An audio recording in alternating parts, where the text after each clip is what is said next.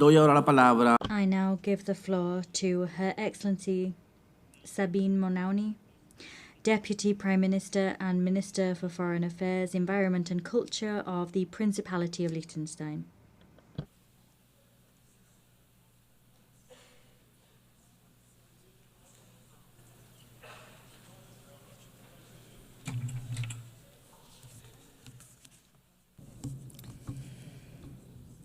President, ladies and gentlemen, let me begin by saying how happy I am to see a woman preside over this assembly.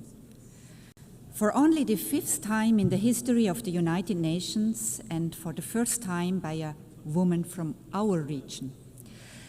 It is my hope that this is also a good sign for the selection process of the next Secretary General, a position in which no woman has ever served over 8 decades, and which will be conducted under your leadership. It is a distinct honor and pleasure for me to address this assembly for the first time as a foreign minister, continuing a very long tradition of female foreign ministers in Liechtenstein. The United Nations is a key building block of our foreign policy, which is guided by a strong belief in international law, cooperation, and multilateralism. We are gathering at a landmark moment in the history of the United Nations.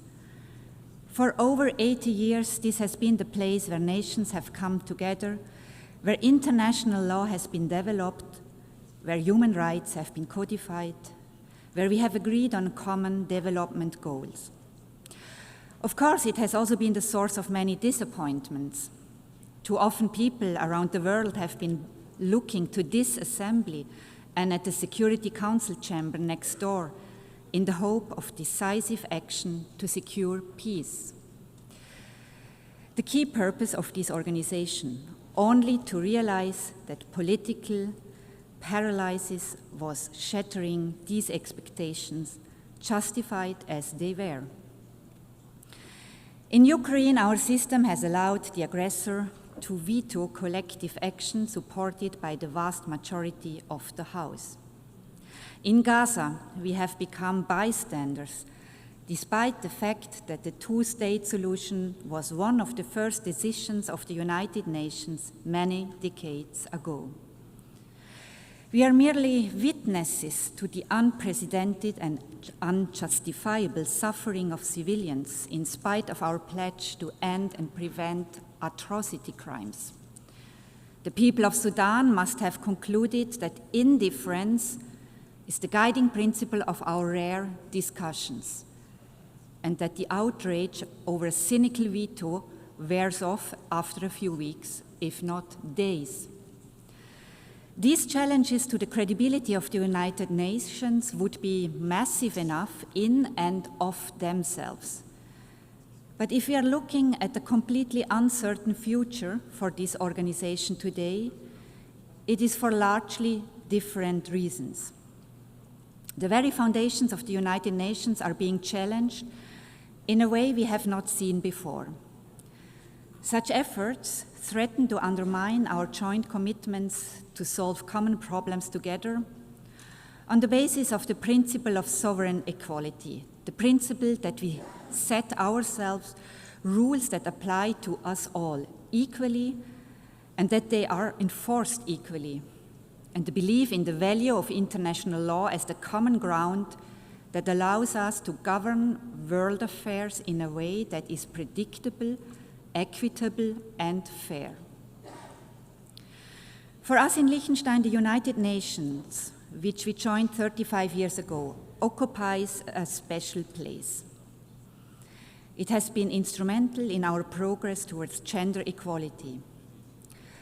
Our membership in the organization has helped to put human rights at the center of our foreign policy.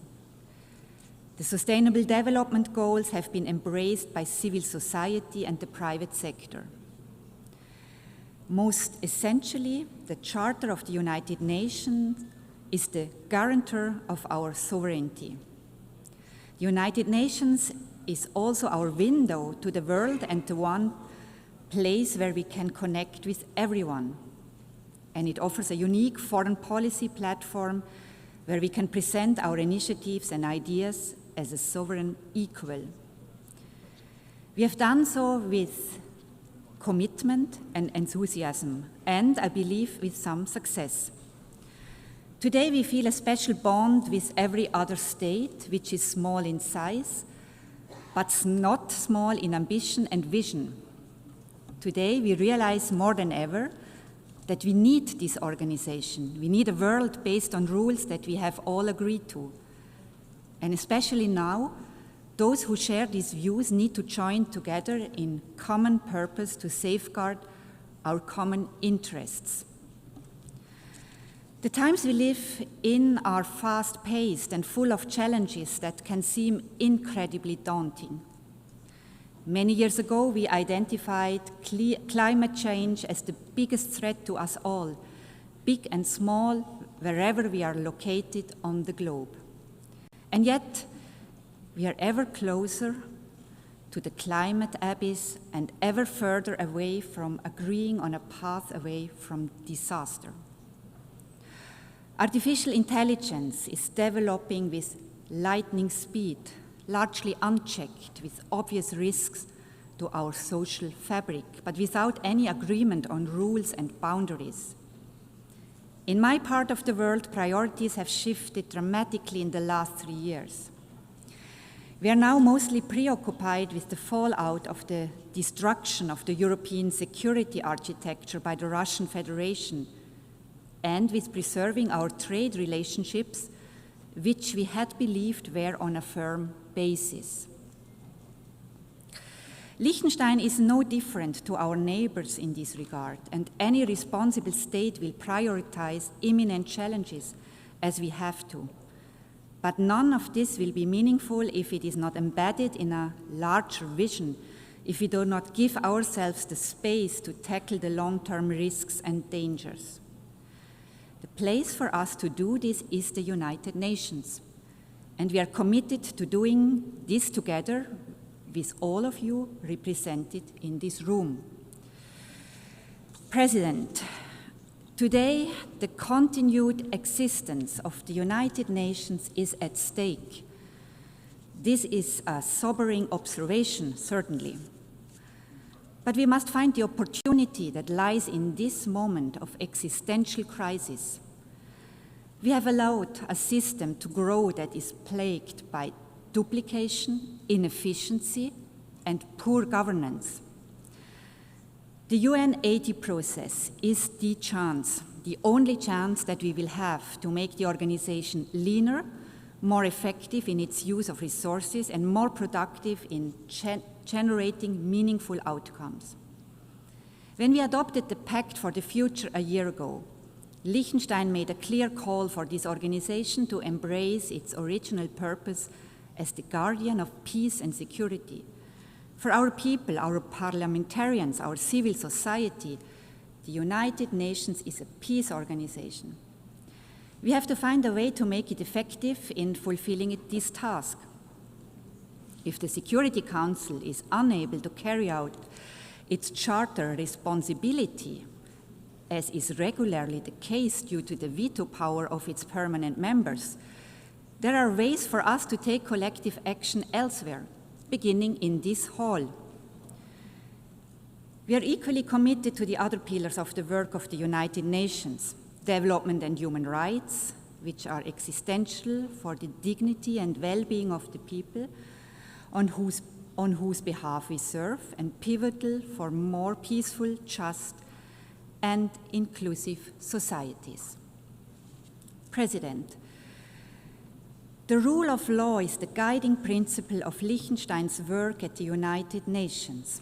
This can come as no surprise for one of the smallest members of the organization that does not have armed forces and is not member of a military alliance. Our sovereignty is protected by respect for international law and by its enforcement through accountability where the law is violated. Naturally, we are strong supporters of international courts, the indispensable enforcement mechanism of international law. Key amongst them is the International Court of Justice, which Liechtenstein joined decades before becoming a member of the United Nations. Liechtenstein has been an active participant in the court's proceedings. We are very pleased to see the attention the court's work has been given, particularly in recent years, and the high respect its decisions enjoy among governments and beyond. The recent advisory opinion on the question of climate change stands out in various ways. The initiative to ask for such an advisory opinion originated in the youth climate movement. The mandate to request it was adopted by this assembly by consensus, and Liechtenstein is proud to have been among the states drafting the text of the decision. The proceedings before the court found unprecedented attention inside and outside the courtroom. Finally, and importantly, the advisory opinion was agreed on unanimously by all 15 judges, giving it further authority. We have welcomed this decision, in particular its focus on the area of human rights, where important questions remain unaddressed, and we look forward to working with all of you to put it to the most productive use possible. For us, the International Criminal Court is a complementary and equally important institution. It is the first permanent court in the history of humankind that has jurisdiction over the crimes that are defined as the most serious ones under international law: genocide, crimes against humanity, war crimes, and the crime of aggression. Almost 2/3 of all states have joined this project, the most ambitious treaty since the adoption of the Charter itself. Its central statement is unique and also uniquely important for the rule of law. Nobody is above the law. Nobody is protected from investigation and prosecution for what we have all agreed are the most serious crimes under international law. As we look at the flashpoints around the globe, be it Ukraine, the Middle East, or Sudan, we see how the basic rules of international law are violated, not just frequently, but systematically. This is why we have created the International Criminal Court, to offer protection for the victims and the vulnerable, but also to safeguard international peace and security. Today, the court finds itself under significant political attack and is targeted by unprecedented sanctions.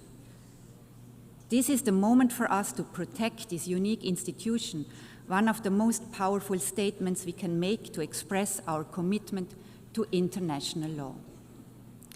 President, the most among many worrying trends with regard to the respect for the United Nations Charter is the rapid erosion of the rules governing the use of force. Instances of the blatantly illegal use of force without any consequences or accountability, the threat of the use of force to solve disputes, and the suggestion that aggression may not only go unpunished, but in fact be rewarded and incentivized as part of a political agreement. These dangerous trends can set us back to a time we all believe we have left behind, and they are an attack on the very core of the Charter of the United Nations. Mitigating the fallout of armed conflict will sadly remain part of our daily work. But it is time that we become serious about our central task: preventing war in the first place, ending war where it takes place, and ensuring accountability for illegal war-making. The International Criminal Court, the only institution with jurisdiction over the crime of aggression, is therefore key to enforcing the UN Charter, and thus deserves the support of all states, including those who have yet to join it. President, our world is in a very difficult place today, with the forces of destruction and indeed self-destruction on the rise. If we are to have a chance to be successful in our fight against them, to safeguard our planet for future generations, we need this place, a stronger, better United Nations that we can shape together. I thank you.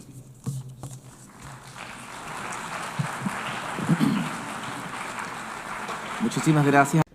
I thank the Deputy Prime Minister and Minister for Foreign Affairs, Environment and Culture of the Principality of Liechtenstein.